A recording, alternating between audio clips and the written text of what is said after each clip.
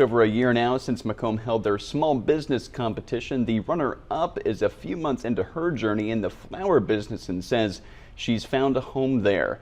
Ann Ingersoll is no stranger to being a business owner. She also owns a consulting firm.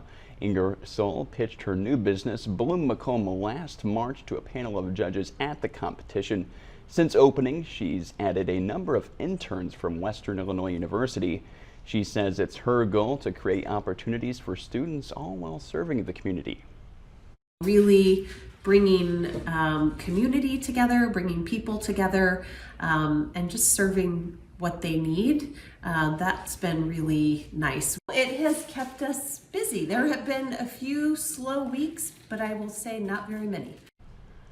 She recommends that aspiring entrepreneurs do their homework before making the jump. The first place winner of the competition opened last summer. With spring underway, shelters